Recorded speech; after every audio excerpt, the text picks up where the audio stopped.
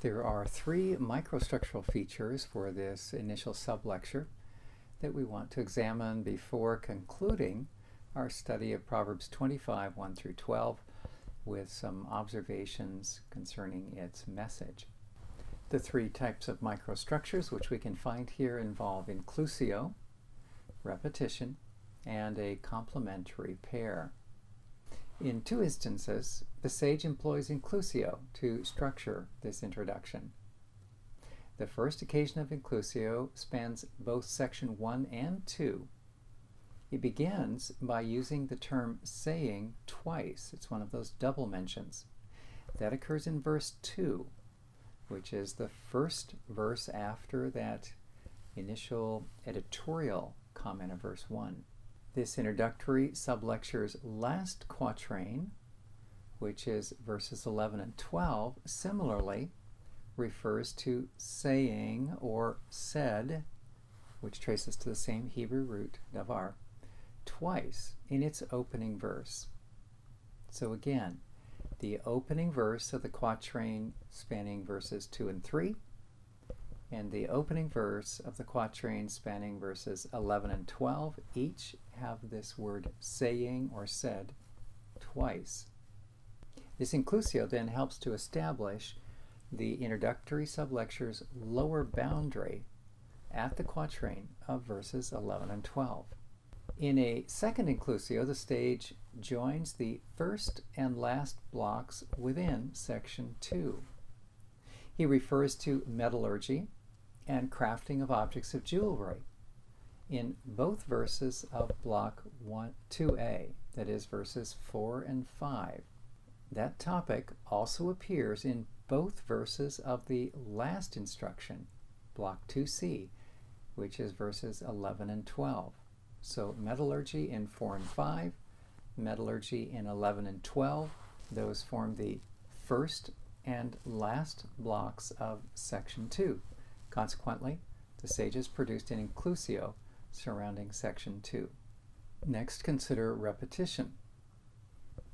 Both verses 2 and 3 each contain the expression searching out and the noun kings. As a result, these verses are joined together. Verses 4 and 5 each begin with the verb remove, thus joining those verses together. When we move from verses 2 and 3 to 4 and 5, we're transitioning from first monarchical capability to monarchical responsibility. Verses 6 and 8 are linked as successive prohibitions. They both begin do not, do not. Each of them is followed by their respective incentives, further enlarging the repetitive similarity. The content that runs through the block dominated by 6 and 8, namely block 2b, spanning verses 6 through 10, then itemizes the missteps that aspiring courtiers should avoid. The last of these three microstructures is the complementary pair. When counseling courtiers, in verses 6 through 10, the sage focuses on two areas requiring self-control. First, he cautions against greed, presumptuously advocating for self in the context of one's superiors. This spans verses 6 and 7. Second, he cautions against irresponsible generosity, hastily advocating for others in the context of litigation, verses 8 through 10.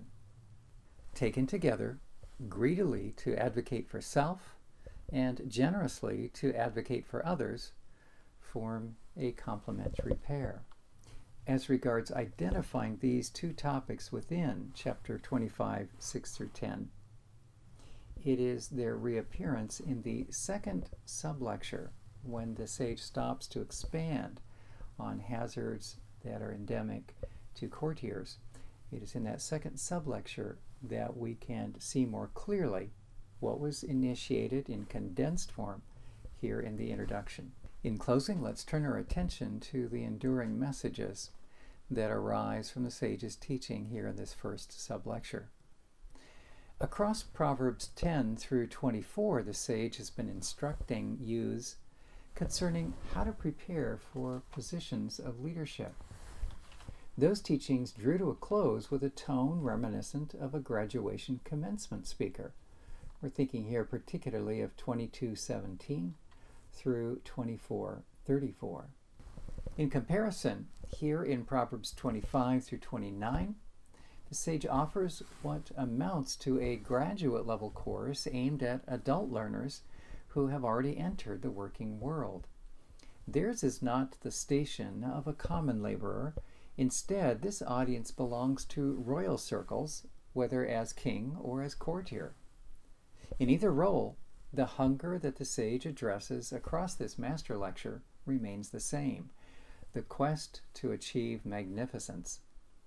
The worth of these teachings is not restricted to a monarchy, however, but transfers ably to any leadership environment, whether business, academics, arts, or ministry.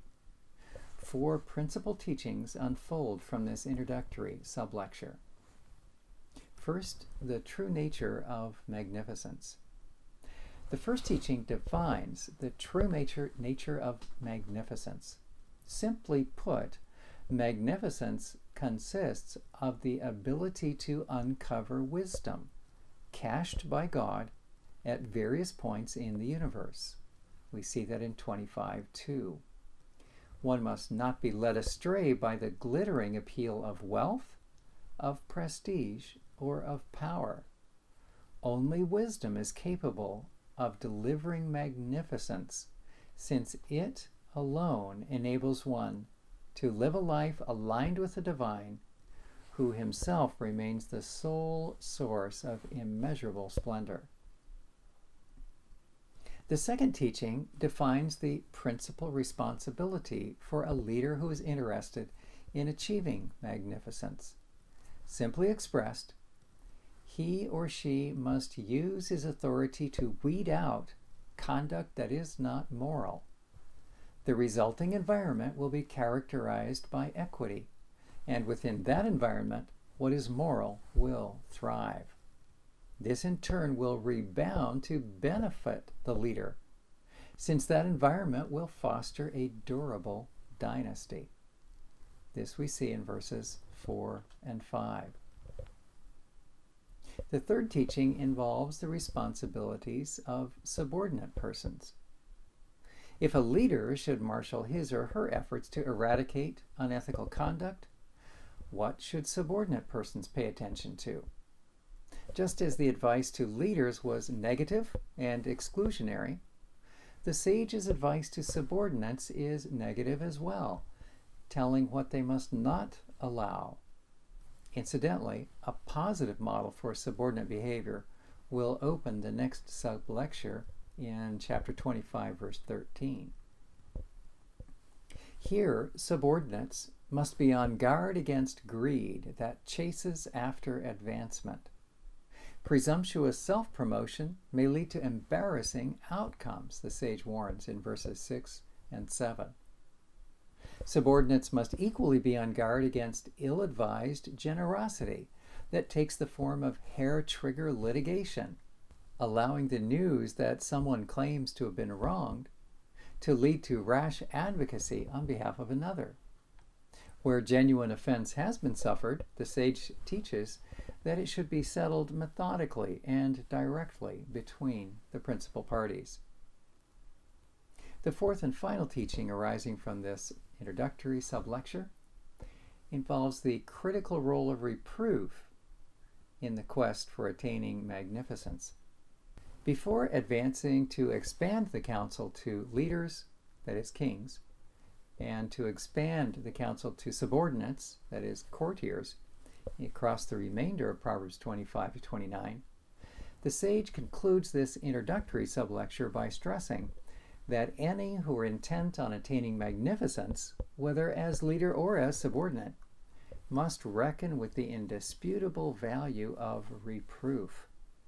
Those in a position to dispense reproof must take care lest it spoil due to poor timing of its delivery.